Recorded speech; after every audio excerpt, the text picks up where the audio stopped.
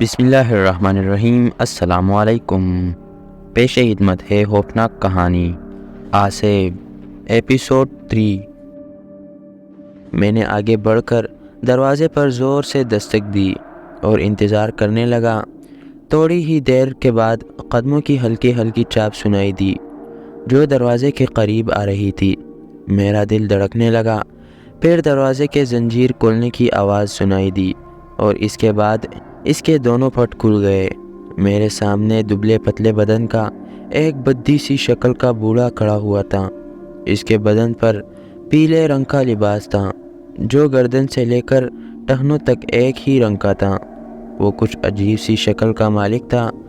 گول گول آنکھیں، ناک طوطے کی چونچ کی طرح مڑی ہوئی تھی اور ہونٹ بھی عجیب سے بدنما۔ ایک ہونٹ نیچے لٹکا ہوا تھا جس سے اس کے نچلے دانت نظر آ رہے تھے۔ نہ جانے کیوں میرے دل پر دہشت کا ایک تاثر قائم ہو گیا۔ بہرحال وہ آہستہ سے بولا، مجھے معلوم ہے کہ تمہیں بابا سفیدے نے بھیجا ہے۔ کیا میرا خیال غلط ہے؟ نہیں، میں نے گردن ہلائی۔ آؤ اندر آؤ، اس نے کہا اور میرے دروازے کے دوسری طرف جانے کے بعد دروازے کی کنڈی واپس لگا دی۔ پھر مجھے اپنے پیچھے آنے کا اشارہ کر کے آگے بڑھ گیا۔ مکان باہر سے بالکل بوسیدہ اور بد شکل نظر آتا تھا، اندر سے ایسا نہیں تھا بلکہ خاصا وسیع تھا۔ بوڑھا مجھے اندرونی کمرے میں لے گیا اور پھر اس کے آخری سرے پر بنی ہوئی 6 سیڑھیاں طے کرنے کے بعد ایک تہخانے میں داخل ہو گیا۔ تہخانہ بہت عجیب سا تھا۔ چھتوں سے جالے لٹکے ہوئے تھے، پرانا فرنیچر پڑا ہوا تھا جن میں سے بعض کرسیاں ایسی تھی جن کے نیچے اینٹیں لگا کر ان کے پایوں کی کمی پوری کی گئی تھی۔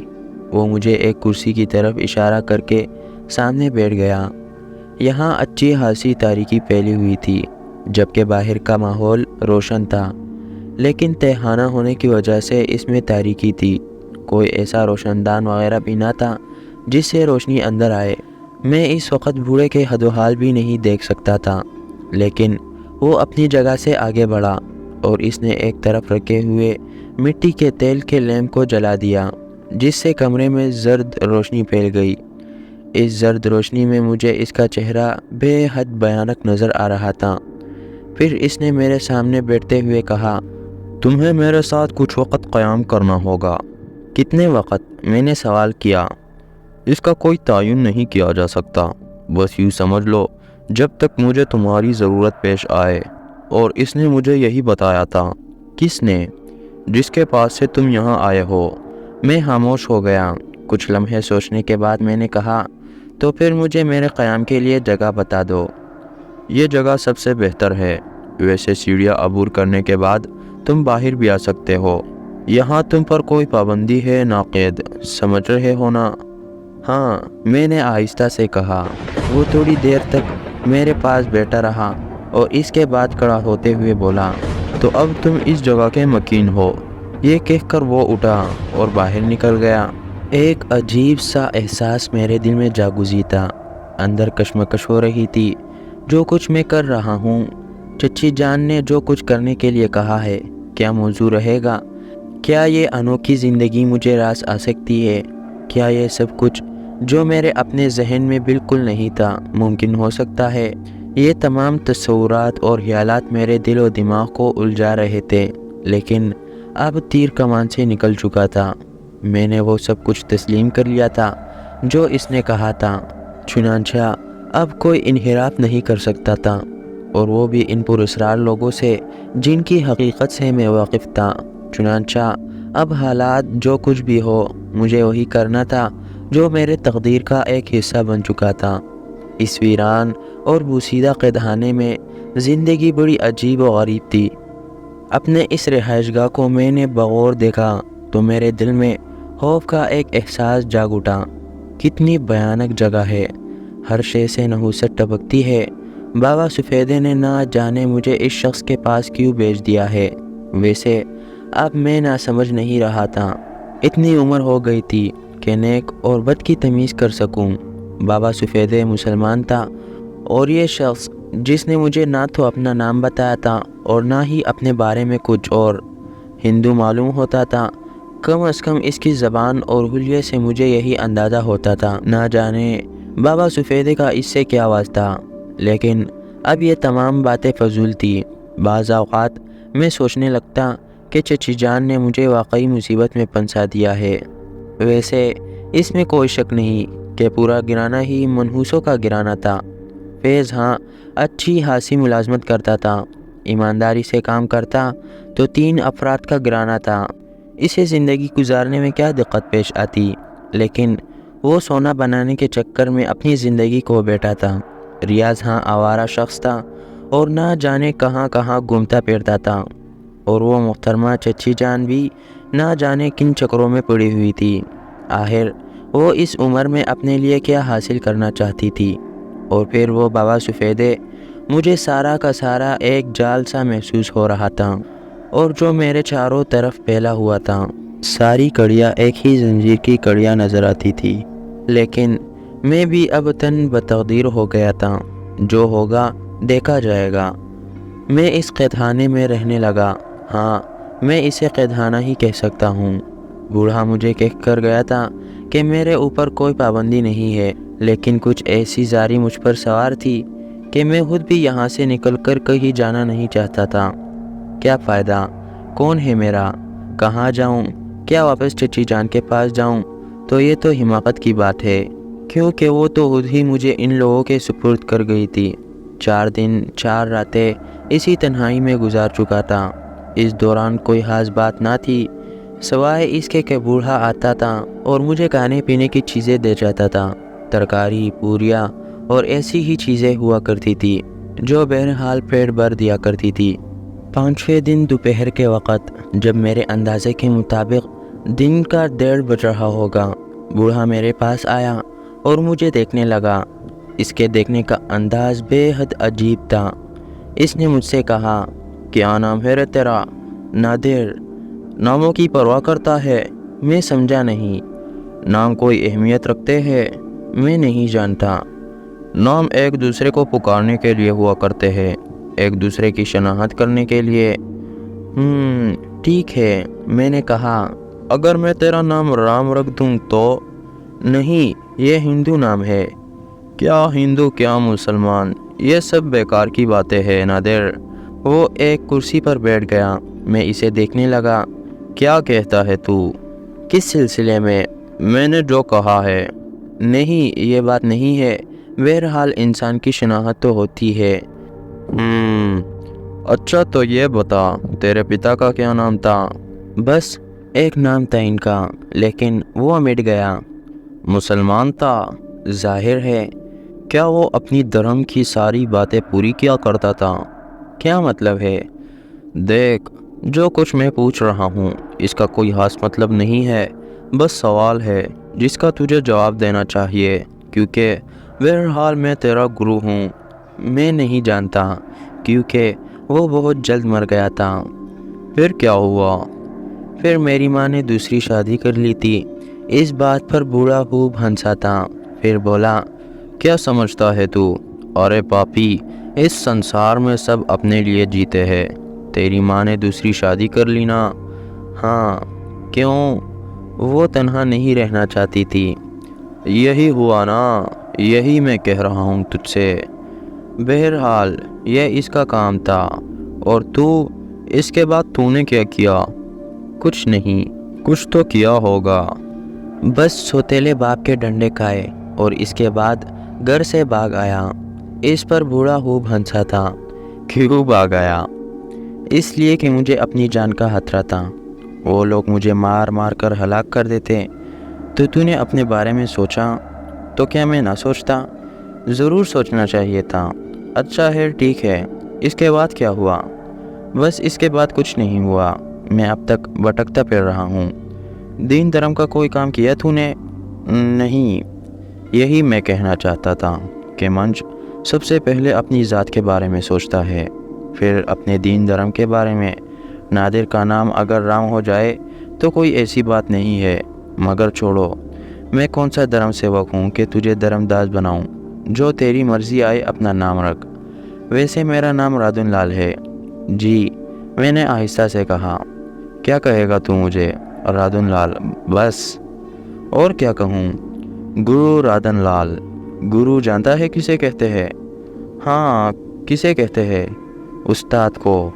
ہاں وہ جو کچھ سکھاتا ہے، بے شک۔ تو بابا سفیدے نے تجھے میرے پاس جو بھیجا ہے وہ اس لیے بھیجا ہے کہ میں تجھے کچھ سکھاؤں۔ بابا سفیدے نے مجھے اس بارے میں کچھ نہیں بتایا تھا۔ تو پھر تو بابا سفیدے کے پاس کیوں گیا تھا؟ اس سے کچھ سیکھنے۔ ٹھیک۔ کیا تجھے اس بات کا علم ہے کہ وہ جو تیرا بابا سفیدے ہے نا، اس کا بھی کوئی دھرم نہیں ہے؟ کیا مطلب؟ پھر وہی بات میں کہہ رہا ہوں نا کہ اس کا بھی کوئی دھرم نہیں ہے، لیکن وہ تو مسلمان ہے، لوگ اس کے پاس بڑی عقیدت سے آتے ہیں۔ میں نے کہا اور بوڑھا ہنسنے لگا۔ ہاں، اس لیے آتے ہیں کہ وہ دوسروں کے کام کر دیتا ہے، مگر دھرم کے ذریعے نہیں۔ تو پھر وہ بھی میرا چیلا ہے، تمہارا؟ ہاں، گویا اس نے جو کچھ سیکھا ہے مجھ سے ہی سیکھا ہے، مگر چونکہ اس نے اپنا نام بابا سفیدے رکھا ہوا ہے اس لیے وہ اس نام سے کام کرتا ہے۔ میں رادن لال ہوں، سو رادن لال کے نام سے کام کرتا ہوں۔ تجھے رام بنا دوں تو رام کہلائے گا، نادر بننا چاہتا ہے تو نادر بن کر رہے، کام جو کرنا ہے اس کا معاملہ الگ ہی ہوتا ہے۔ میں اس کی باتیں سمجھنے کی کوشش کرنے لگا۔ چند لمحے خاموش رہنے کے بعد اس نے کہا، خیر یہ ساری باتیں تو ایک طرح سے بیکار ہے۔ یہ بتا، من سے اپنا گرو مانتا ہے مجھے؟ اب تو ماننا ہی پڑے گا۔ کیا مطلب، مجبوری ہے کوئی؟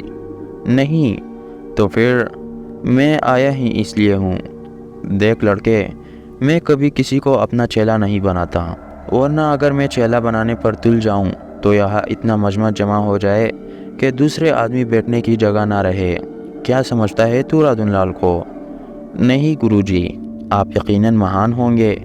میرے ان الفاظ پر اسے جیسی خوشی ہوئی، مگر میں نے تیرے اندر بھی کچھ دیکھا ہے۔ یہ دیکھا ہے میں نے تیرے اندر کہ اگر میں تجھے کچھ سکھاؤں تو تو سیکھ جائے گا۔ یہ تو آپ نے بہت اچھی بات بتائی ہے مجھے، مگر ایک بات اور سیکھ لے، جسے من سے گرو مان لیا جاتا ہے اس کی کسی بات میں دخل نہیں دیا جاتا، اور اس کی ہر بات کی آنکھیں بند کر کے تعمیل کرنا ہوتی ہے۔ یہ تو میں جانتا ہوں۔ ظاہر ہے آپ مجھے اپنا علم سکھائیں گے تو مجھے آپ کی عزت تو کرنا ہوگی۔ جو کچھ میں کہوں گا کرے گا؟ ضرور کروں گا۔ وچن دے؟ جی، وعدہ کرتا ہوں۔ نہیں، مجھے وچن دے۔ بوڑھے نے اپنا ہاتھ سامنے پھیلا دیا۔ میں کیا کروں؟ میں نے سوال کیا۔ اپنا ہاتھ میرے ہاتھ پر رکھ دے، اس نے کہا، اور میں نے آگے بڑھ کر اپنا ہاتھ اس کے پھیلے ہوئے ہاتھ پر رکھ دیا۔ نہ جانے کیوں مجھے اپنی بدن میں ایک عجیب سی ٹھنڈک کا احساس ہوا۔ ویسے بھی بوڑھے کا ہاتھ کوئی انسانی ہاتھ نہیں معلوم ہوتا تھا، پتھر کی طرح سخت اور برف کی طرح ٹھنڈا۔ وہ میرا ہاتھ اپنے ہاتھ میں لیے میری آنکھوں میں دیکھتا رہا، پھر اس نے گردن ہلا کر مطمئن انداز میں کہا، بہت بڑا دل ہے تیرا، بہادر ہے، دلیر ہے۔ اچھا، خیر اب سن میری بات۔ جی گرو جی مہاراج، میں تجھے ایک جاب بتا رہا ہوں، تجھے 7 دن تک یہ جاب کرنا ہوگا۔ اس سے جانتا ہے کیا ہوگا؟ میں نہیں جانتا۔ من صاف ہوگا تیرا، تیرے من سے یہ ساری فضول باتیں نکل جائیں گی کہ دین کیا ہے، دھرم کیا ہے، انسانیت کیا ہے، شرافت کیا ہے۔ جب تو اندر سے صاف ستھرا ہو جائے گا تب میں تجھے دوسرا جاب بتاؤں گا، اور تو ایک بات سن لے، اگر یہ دوسرا جاب تو نے مکمل کر لیا تو پھر تو اتنی بڑی قوت کا مالک بن جائے گا کہ بعد میں ہماری طرف پلٹ کے بھی نہیں دیکھے گا۔ او نہیں گرو جی مہاراج، میں ایسا انسان نہیں ہوں۔ تجھے جو کچھ بھی کرنا ہوگا ہمارے حکم کے مطابق کرنا ہوگا، میں ایسا ہی کروں گا۔ یہ نہیں سوچے گا کہ ایسا کرنے سے تجھے فائدہ ہو رہا ہے یا نقصان۔ یہ بہت بڑا کام ہوتا ہے، بہت بڑی تپسیا ہوتی ہے جو تجھے کرنی ہے، آپ اس کی بالکل فکر نہ کرے۔ میں نے جواب دیا۔ تو پھر سن، بوڑھے نے کہا، اور اس کے بعد اس نے مجھے کسی عجیب و غریب زبان کے کچھ الفاظ بتائے اور بار بار انہیں دہرانے لگا۔ میں یہ الفاظ سن رہا تھا۔ اس نے کہا، اب ایسا کر، گھٹنوں کے بل بیٹھ جا۔ میں نے اس کی ہدایت پر عمل کرتے ہوئے دوزانوں بیٹھ کر اسے دیکھا تو وہ بولا، جو الفاظ میں نے کہے ہیں انہیں دوہرا۔ وہ ایک ایک لفظ مجھے بتانے لگا، اور جب میں نے پہلی بار یہ الفاظ اپنے منہ سے نکالے تو مجھے اپنے اندر ایک گڑگڑاہٹ سی محسوس ہوئی۔ میرا دل سینے میں زور زور سے دھڑکنے لگا۔ نہ جانے کیوں مجھے یہ محسوس ہوا جیسے کوئی اندر سے مجھے کہہ رہا ہو کہ یہ الفاظ اپنی زبان سے ادا نہ کرو، لیکن میں نے اس آواز پر کان نہ دھرے اور ایک ایک لفظ دہرا کر پوری لائن دہرا دی۔ بوڑھے نے آنکھیں بند کر کے گردن ہلائی اور بولا، میرے ساتھ 3 دفعہ یہ الفاظ دہرا، اور میں بوڑھے کے ساتھ ساتھ وہ الفاظ دہرانے لگا۔ تھوڑی دیر کے بعد میرے اندر سکون پھیل گیا۔ اب وہ کیفیت نہیں رہی تھی۔ مجھے اندازہ نہیں تھا کہ یہ سب کچھ کیا ہو رہا ہے، لیکن جب 3 دفعہ میں نے ان الفاظ کو دہرایا تو رادن لال نے گردن ہلا کر مسکراتے ہوئے کہا، اب 7 دن تجھے اس کا جاپ کرنا ہے، لیکن یہاں نہیں۔ پھر کہاں؟ اس عمارت کے پیچھے ایک چھوٹی سی پوکھر ہے، اس تالاب کے کنارے بیٹھ کر تجھے یہ جاپ کرنا ہے، اور شام کو جب سورج چھپ جائے اس وقت سے لے کر جب تک چاند نہ نکلے اس وقت تک تجھے یہ جاپ کرنا ہوگا۔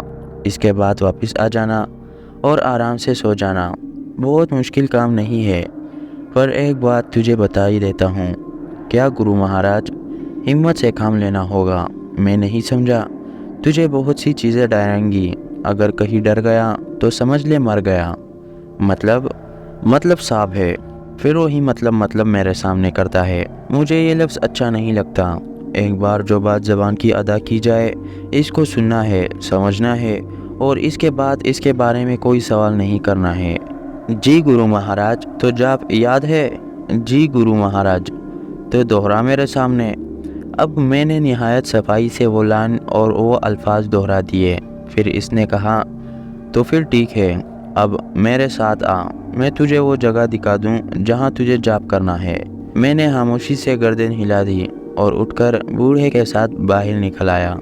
یہ جگہ میں نے پہلے کبھی نہیں دیکھی تھی۔ یہ احساس تو مجھے ہمیشہ سے رہا تھا کہ یہ بے رونق علاقہ ہے، اور یہ محسوس ہوتا ہے جیسے آسمانی نحوستوں نے یہاں بسیرا کر رکھا ہے۔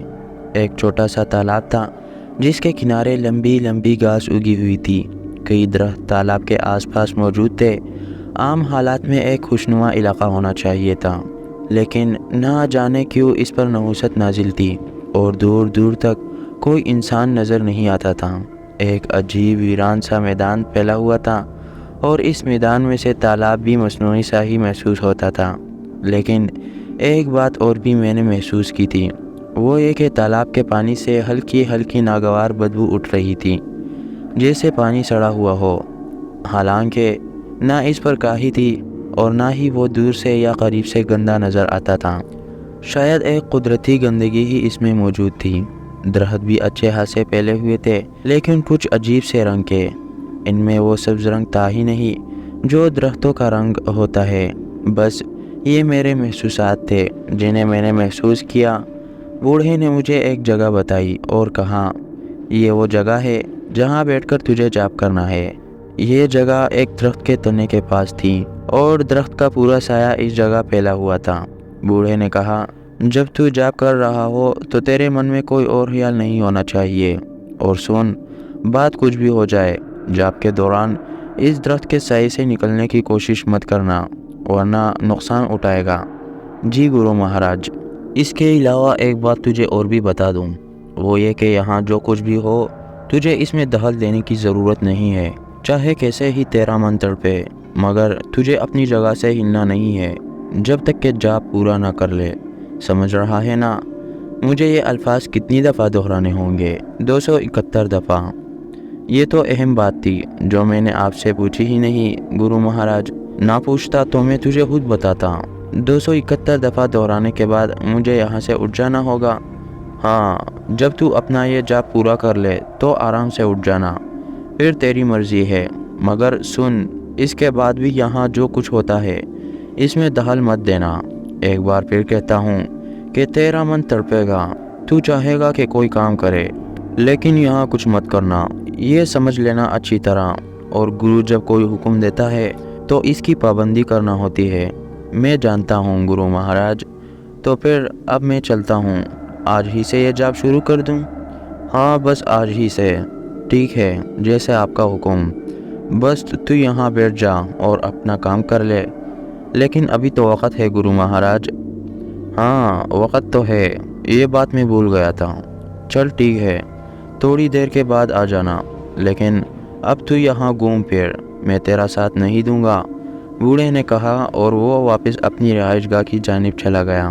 میں نے اس کا تعاقب نہیں کیا تھا، بلکہ میری نگاہیں دور دور تک بھٹکنے لگی، تا حد نظر انسان کا پتہ ہی نہیں تھا۔ ویسے بھی اس ویرانے میں کسی کا آنا بے مقصد ہی ہو سکتا تھا۔ بہت دیر تک میں وہاں گھومتا پھرتا رہا اور اس کے بعد پھر واپس اپنے اس تہھانے میں پہنچ گیا۔ یہاں آنے کے بعد پہلی بار باہر نکلا تھا، بدن کو ایک عجیب سی کیفیت کا احساس ہو رہا تھا۔ بہر طور اب جو کچھ شروع کر دیا تھا اس سے دور ہٹنا تو مناسب نہیں تھا، حالانکہ کبھی کبھی اندر سے دل یہ کہتا تھا کہ بھاگ جاؤں یہاں سے، لعنت بھیجوں چچی جان اور ریاض خان پر۔ دنیا بہت وسیع ہے، دیکھوں گا اس دنیا میں کیا کیا ہے، لیکن خود ہی بہت سے احساسات دل میں آ جاتے۔ کیا دیکھوں گا اس دنیا میں سوائے اس کے کہ محنت مزدوری کر کے 2 وقت کی روٹی حاصل کر لی؟ یہ کوئی زندگی ہوگی؟ میں اب بہت بدل چکا تھا، زمانہ دیکھ لیا تھا میں نے۔ الیاس بھائی کا پتہ نہیں کیا ہوگا، کیا کر رہے ہوں گے، جو کیا اس کا پل پایا۔ دنیا کے ساتھ فریب کرتے رہتے تھے، فریب کی زندگی کب تک گزاری جا سکتی ہے؟ پھر مقررہ وقت پر میں اس جگہ پہنچ گیا جہاں مجھے وہ جاب کرنا تھا۔ جو کچھ ارادن لال نے مجھے بتایا تھا وہ مجھے اچھی طرح یاد تھا۔ چنانچہ جب سورج چھپا تو میں اس درخت کے نیچے جا بیٹھا۔ 271 دفعہ وہ الفاظ پڑھنا تھے۔ میں سوچ رہا تھا کہ اگر میں تیز رفتاری کا مظاہرہ کروں تو زیادہ سے زیادہ 1 یا 1.5 گھنٹے میں یہ کام کر لوں گا، لیکن ارادن لال نے یہ بھی کہا تھا کہ جب تک چاند نہ نکلے میں یہاں سے نہ اٹھوں، اس لیے جو کچھ بھی کرنا تھا آہستہ آہستہ اس وقفے کے دوران کرنا تھا۔ لیکن یہ وقفہ بھی خاصا طویل تھا۔ پھر جب چاروں طرف اندھیرا پھیل گیا تو میں نے اس جاب کو پہلی دفعہ دہرایا۔ میں آنکھیں کھولے بیٹھا ہوا تھا اور وہ الفاظ آہستہ آہستہ میرے منہ سے نکل رہے تھے جن کا مجھے مفہوم نہیں معلوم تھا۔ میں نے محسوس کیا کہ ایک بار پھر میرے اندر ایک عجیب سی گرمی پیدا ہو گئی ہے۔ میرا دل سینے میں پڑپڑا رہا ہے، لیکن میں نے اپنی ہر کیفیت کو نظر انداز کر دیا۔ 7 مرتبہ یہ جاب پڑھنے کے بعد اب ایک بار پھر میں مطمئن ہو گیا تھا، اور اس کے بعد زیادہ اہتمام سے میں نے اس کا آغاز کر دیا۔ میری نگاہیں اب بھی چاروں طرف بھٹک رہی تھی، ہر چند کہ اندھیرا پھیل گیا تھا، لیکن بہرحال میری آنکھیں تاریکی میں بھی دیکھ سکتی تھی۔ سامنے والے درخت پر چڑیا کا ایک گھونسلہ نظر آ رہا تھا۔ بہت ہی خوبصورت چڑیا تھی اور اپنے گھونسلے میں جا بیٹھی تھی۔